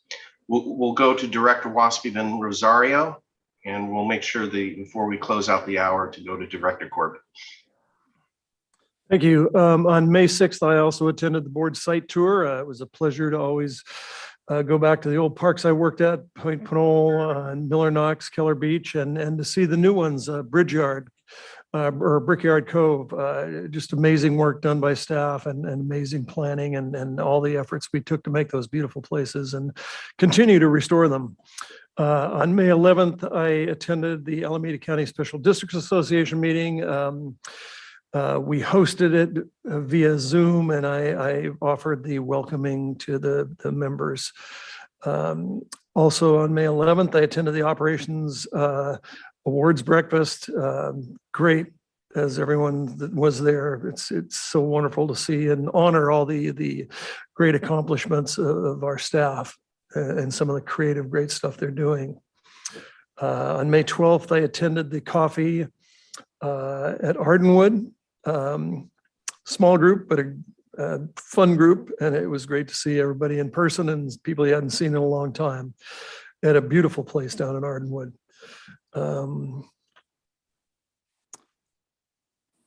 On May 13th, I met with Christina and Mike of ASD, and we talked about we prepared for the land session. I found that very valuable, and I appreciate that staff did that. On May 16th, or yesterday, I attended the pre-board prep session and also the board land session, which I found very valuable. Just of note, I received my mailer, the glossy brochure that featured our fire department and some of the things that I guess all of the hopefully fence line neighbors got in the district. It was very, very informative, very well done. It gave examples of what we are doing to prevent wildland fires and what we'll do to suppress them, and also what citizens can do. So it was a valuable piece of information. I thank whomever was responsible for that. Tomorrow I'm going to take off and go up to the California Association of Recreation Park Districts Conference, where we will be receiving a number of awards, and I bet we'll bring them back here and present them at a future meeting. So thank you very much. Thank you. I'm hoping that we can all get a copy of the wildfire. What was it, a postcard, Dennis? Yeah, very, very nice mailer sent out to, I'm certain it was just fence line neighbors. Yeah, I saw it last year. It was very well done. I'd like to get the updated version of that if possible. It's very helpful to us when people ask us the question, what are you folks doing? It was even better this year. It was very, very specific about what we've done, hiring new staff, all of our suppression efforts, all of our pre-mitigation efforts, all of our, the fact that we have our own fire department. I thought that was very valuable that we brought that up. Absolutely. Anyway. Director Rosario. Right, Carol Johnson has something to say.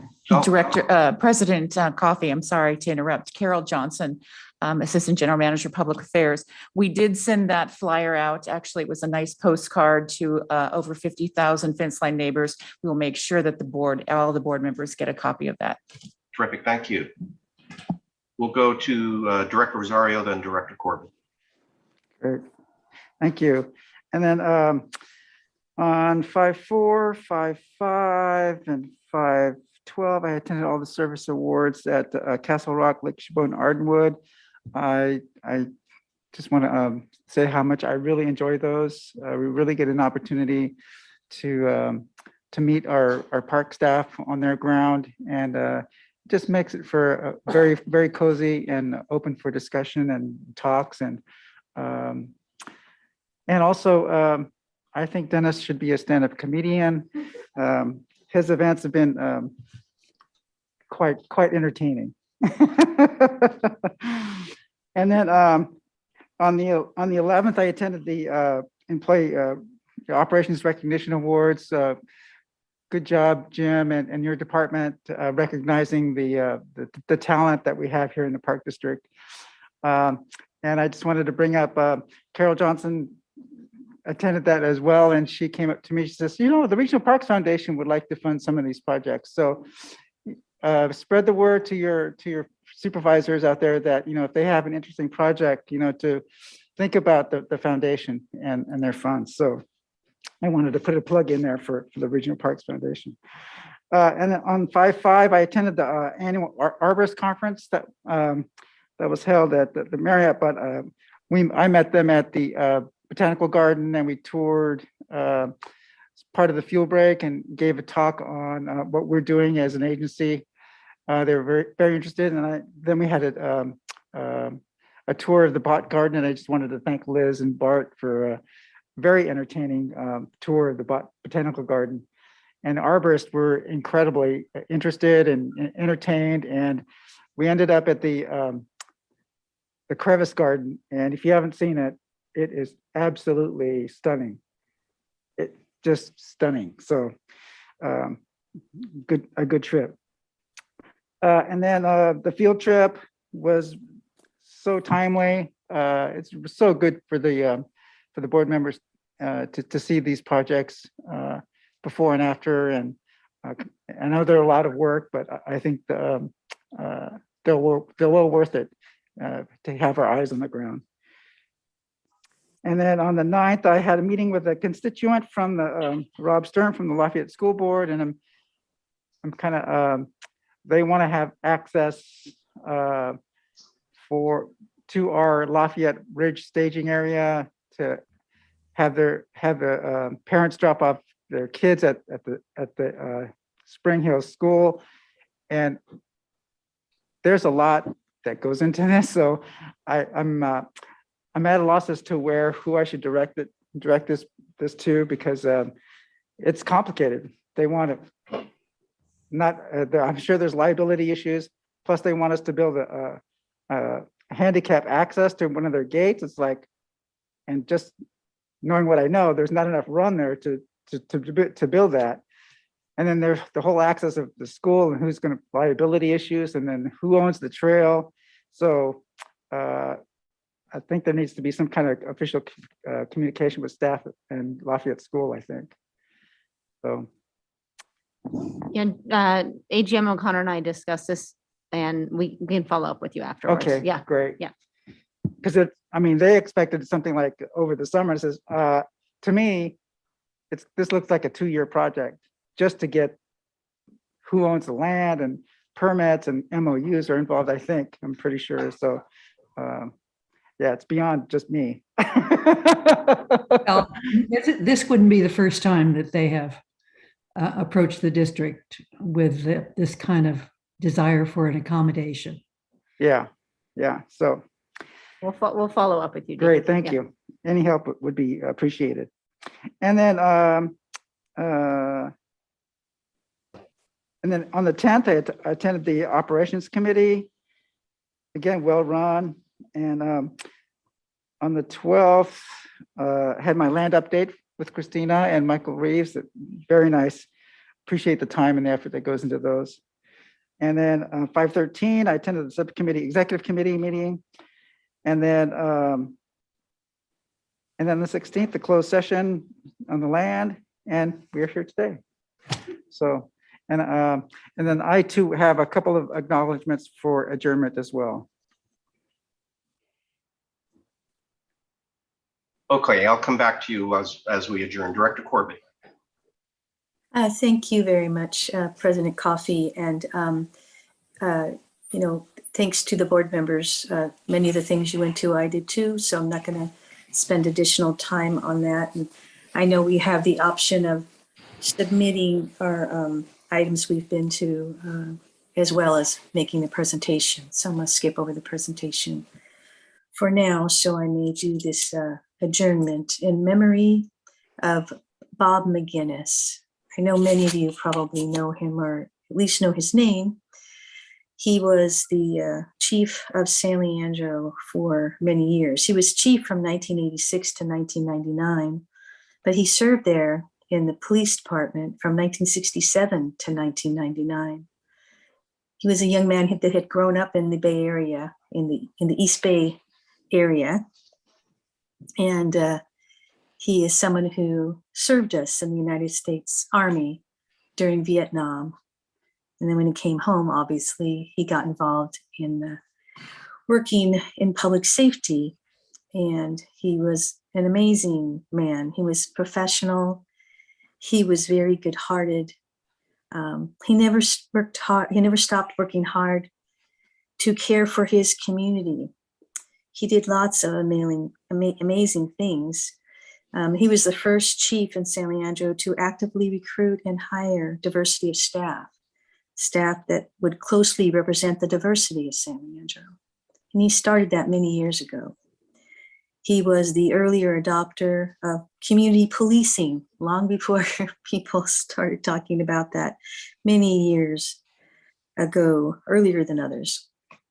He was also a teacher. He taught criminal justice at Chabot College in Las Positas, and also in the local high schools, because he believed it was very important to have your community members know about policing and then eventually come and join your department, which is something he was also very successful in. He was a very active volunteer, and I could spend a length of time talking about all the different organizations he was part of, but I'll hit some of the really great ones. He was president of Girls Inc. in San Leandro, the board of directors, for many, many years. He's a member of NAACP, the Hayward Southern Alameda County NAACP group, and very good friends with Freddie Davis. The mayor of San Leandro has put all the flags at half-staff recently, and we can see that around the community. We will very much miss Bob McGinnis. We'll miss him forever. I don't think we'll ever forget him. He was just such a, professional person who cared so deeply for his community. He's a great example for so many who want to know what's the right way to go about being involved in public safety. I was a very lucky person to be mayor for a while when he was the chief, and I learned so much from him on the right way to do things and respecting people and keeping our community safe. I'll miss him forever. It's very, very sad. His funeral is coming up on Thursday, and you're all, of course, honored to be part of that. And thank you all for remembering him. But let's adjourn in his memory, a very, very, very special person who has left us. And of course, we honor his family as well. Thank you very much. Let's adjourn. Thank you. We will do that. I'll give my brief report and then come back to Dee for your acknowledgements, and we will then adjourn in those memories. I'm sorry, I know, I wanted to get you done. Thank you, Ellen. Thank you. So on the 4th and 5th, I attended the staff coffees at Castle Rock and Roberts. On the 6th, the board field trip among the shoreline parks. On the 6th, I also met, as Elizabeth Eccles and I do periodically, with the Point Melati advocacy groups. On the 7th, I attended the Roddy Ranch Golf Course open house, so that members of the public were given tours of the site and exhibits on what the staff will be presenting in terms of a land use plan for that property. On the 7th, I also had a update on Ward 7 land issues with Christina and Michael. On the 10th, along with Yolanda, she and I attended the Contra Costa Bar Association's Port Chicago Task Force, a group of mostly county lawyers interested in advocating for the exoneration of the Port Chicago 50. I also enjoyed the employee awards, operations department awards at Redwood Canyon on the 11th.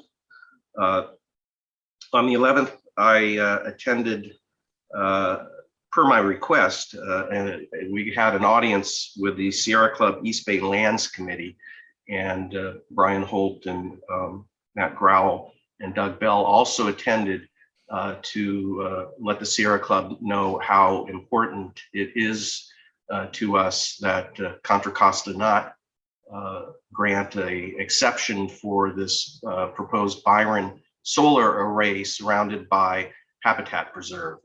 And I think we're at least politely received by the local Sierra Club folks.